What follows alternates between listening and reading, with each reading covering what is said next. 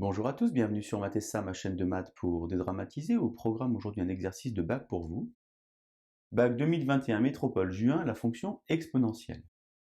Il s'agit de l'exercice sur le sujet 2 proposé aux candidats libres au mois de juin, qui traite donc de la fonction exponentielle et que je vous insère comme d'habitude sur la partie droite de l'image. On a aujourd'hui un contenu une nouvelle fois assez classique, c'est l'objectif de ces révisions. Lecture graphique, tableau de variation. Attention cependant, il s'agit de la représentation graphique de la fonction f', la dérivée de la fonction f. Convexité limite, avec les croissances comparées. TVI, le théorème des valeurs intermédiaires, la TI 83, et bien entendu, qui dit convexité, dit point d'inflexion.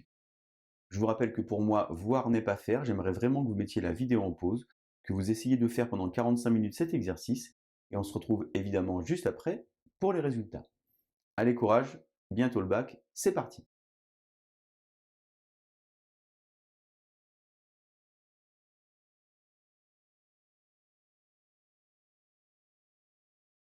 On se retrouve donc pour la correction. Je vous insère comme d'habitude sur la partie droite de l'image la représentation graphique de la fonction. Alors attention, je le redis encore une fois, il s'agit de la représentation graphique de la fonction f', dérivée de la fonction f définie sur grand R. Première question, il faut donc s'intéresser aux variations de la fonction f. Qui dit variation de f dit signe de f'. On observe que la fonction f' est négative après moins 1 et positive avant moins 1. Ça veut donc dire ici que nous avons moins 1, un signe nul, avant positif, après négatif. En d'autres termes, f est croissante sur moins l'infini moins 1 et décroissante sur moins 1 plus l'infini. Dans l'énoncé, il est indiqué de donner les variations. Vous n'êtes pas obligé de faire le tableau de variations. Vous pouvez aussi simplement répondre à l'aide d'une phrase. Vous pouvez dire que f est croissante sur moins l'infini moins 1 et décroissante sur moins 1 plus l'infini. Notez bien que dans le tableau de variation qui est ici, je suis dans l'incapacité de compléter ce qui va au bout des flèches et même l'image de moins 1, puisque je n'ai aucune information sur la fonction f. Deuxième question, il faut donc donner maintenant la convexité de la fonction f. Qui dit convexité de f dit signe de f seconde, mais on n'a ici que les informations sur f'. Qui dit convexité dit variation de f'. On observe alors que la fonction f' est décroissante de moins l'infini jusqu'à 0, puis croissante de 0 jusqu'à plus l'infini. En d'autres termes, on peut donc dire ici que f est concave et ici que f est convexe. Vous pouvez, si vous le souhaitez, mettre l'image ici de 0, mais ce n'est pas indispensable car c'est la convexité qui m'intéresse ici. On passe maintenant à la partie 2, on a donc maintenant l'expression de la fonction f. Elle est définie pour tout x qui appartient à grand R par f de x égale x plus 2 fois e de moins x. Première question, on doit donc trouver la limite de f au voisinage de plus l'infini. Pour cela, lorsqu'on observe ici, on va avoir l'infini fois 0. Il s'agit donc d'une forme indéterminée. Et l'objectif est donc de transformer l'expression de f pour pouvoir calculer la limite. En d'autres termes, lever l'indétermination. Je vous insère le lien vers la vidéo qui traite de ce point si vous vous sentez en difficulté sur les limites. On va donc écrire pour tout x qui appartient à grand R, f de x égale x plus 2 fois e de moins x. On va donc distribuer l'exponentielle comme ceci. Et on va profiter de nos connaissances sur l'exponentielle pour transformer l'écriture, puisque e de moins x est pareil que 1 sur e de x. On obtient donc x sur e de x plus 2 e de moins x. En ayant effectué cette transformation, on va donc maintenant pouvoir calculer la limite de la fonction, puisqu'ici nous avons limite de x sur e de x, et ici limite de 2e de moins x, toujours lorsque x tend vers plus l'infini. E de moins x lorsque x tend vers plus l'infini, ça fait donc 0. On peut même écrire 0 plus si on le souhaite. Et x sur e de x, alors c'est assez simple à comprendre, x sur e de x, c'est donc une croissance comparée, mais écrit à l'envers. On dit que l'exponentielle l'emporte, et puisque c'est l'exponentielle qui l'emporte, il est en bas. Il va donc tirer, comme ceci, l'expression, et ceci va donc tendre vers 0. De la même manière, on peut écrire 0 plus si on le souhaite. Au final, par somme, la limite de f de x vaut 0 plus. Pourquoi 0 plus? Car on ajoute ici deux nombres qui sont positifs au voisinage de plus l'infini. Lorsqu'au voisinage de l'infini, la limite vaut un nombre, eh bien la droite d'équation y égale ce nombre est asymptote horizontale à la courbe. Question numéro 2, calculer la dérivée de cette fonction. Alors c'est une question qui est très classique puisqu'on a ici un produit avec, attention, une exponentielle composée. On doit donc écrire bien comme il faut et après utiliser notre routine avec le alpha. On a ici x plus 2, dérivé, ça fait 1. E de moins x, dérivé, attention, non pas e de moins x, car on vous dit toujours que la dérivée d'exponentielle c'est elle-même, mais ici puisque c'est e de moins x, eh bien, il faut dériver l'intérieur. C'est donc moins e de moins x. Je vais donc croiser comme ceci, e de moins x fois 1, plus x plus 2 moins e de moins x. Alors j'écris volontairement ici n'importe quoi, car il faut bien penser à mettre des parenthèses, comme ceci, car on a de la multiplication. On va alors factoriser par l'exponentielle qui ne va jamais disparaître. On a donc 1, moins x, moins 2. Finalement, j'obtiens moins x, moins 1, facteur de e de moins x, ceci pour tout x qui appartient à grand R, et c'était bien l'expression proposée dans l'énoncé. On vous propose l'expression car si vous n'avez pas réussi à trouver cette dérivée, eh bien vous ne pourriez pas faire la suite. Alors on a une certaine forme de redondance entre les deux tableaux qui sont ici, mais simplement à cet endroit-là, on ne pouvait donner aucune indication, alors qu'ici on va pouvoir mettre les limites et l'image du nombre qui nous intéresse. On a donc ici un nombre qui va annuler ce nombre, c'est moins 1. Ici un petit 0, une exponentielle est toujours positive, donc ceci n'a pas d'influence sur le signe de la dérivée. On a ici quelque chose de la forme ax plus b, qui est donc du signe de a à droite du 0, le a étant le nombre qui est devant le x, c'est-à-dire ici moins 1. J'ai donc ici négatif, positif, une fonction qui est donc croissante sur moins l'infini moins 1, et décroissante sur moins 1 plus l'infini.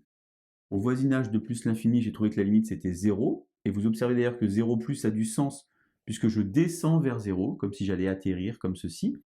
Ici, dans l'énoncé, on m'indique que la limite au voisinage de moins l'infini, c'est moins l'infini. J'aurais pu le trouver ici, puisque j'aurais eu e de moins l'infini, ce qui aurait fait plus l'infini, et ici moins l'infini dans la parenthèse. Et puis après, je peux calculer l'image de moins 1. Alors, je peux remplacer dans ma tête, c'est assez facile. Moins 1 plus 2, ça fait 1. E de moins 1, ça fait e. J'obtiens ici donc petit e. Et vous remarquez que j'ai plus d'informations dans ce tableau que dans celui que j'avais obtenu par lecture graphique.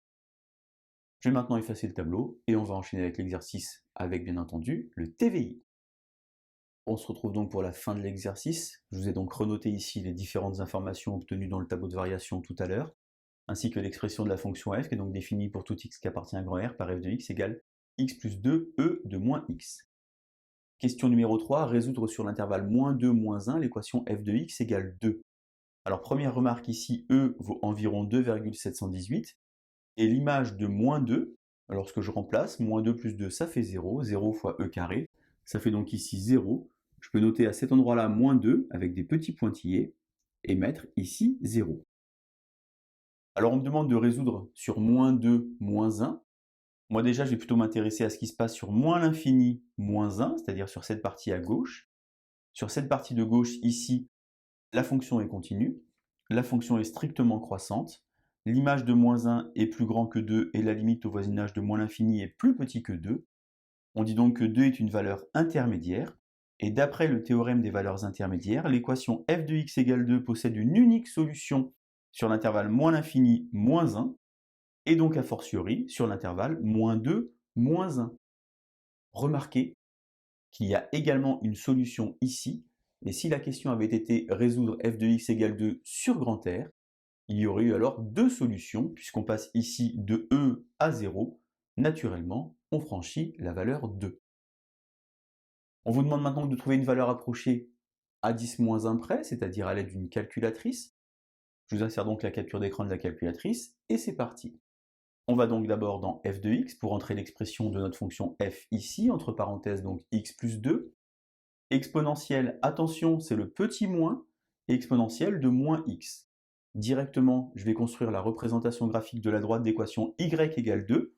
Pourquoi y égale 2? Car ici, j'ai un alpha avec ici une image qui vaut 2. Je construis donc y égale 2 et j'obtiens alors deux courbes.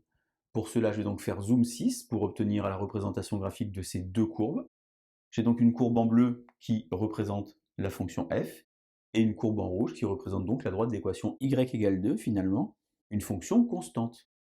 Lorsque j'observe ce que j'ai sur ma représentation graphique, eh bien j'ai bien les deux intersections entre les deux courbes, une sur la partie gauche ici qui correspond au alpha que je cherche, et une sur la partie droite ici qui correspond finalement à l'image de 0, puisque 0 plus 2 ça fait 2 et e de 0 ça fait 1. Je vais donc maintenant utiliser mes connaissances de la calculatrice, seconde calcul intersection. Je vais donc aller chercher la première fonction, puis la seconde, et attention, on me demande une valeur initiale, et je vais mettre par exemple moins 2. Lorsque j'appuie sur Entrée, j'obtiens alors moins 1,593, et puisqu'on me demande une valeur approchée à 10 moins 1 près, eh bien je vais avoir moins 1,6. Question 4 maintenant, il faut évaluer l'expression de la dérivée seconde. On a donc ici f' qui est exprimé, on l'a vu tout à l'heure à l'aide de la première partie, sous la forme d'un produit. On va donc de nouveau mettre en place notre routine, moins x moins 1 et e de moins x. Dérivée, c'est donc moins 1 et ici c'est moins e de moins x. Je croise comme ceci, attention au petit moins 1 ici. E de moins x fois moins 1 entre parenthèses, plus moins x moins 1 fois moins e de moins x, également entre parenthèses. Je vais donc ici mettre e de moins x en facteur, facteur de moins 1. Attention ici, plus x, plus 1. Et j'obtiens donc que la dérivée seconde s'écrit x, e de moins x.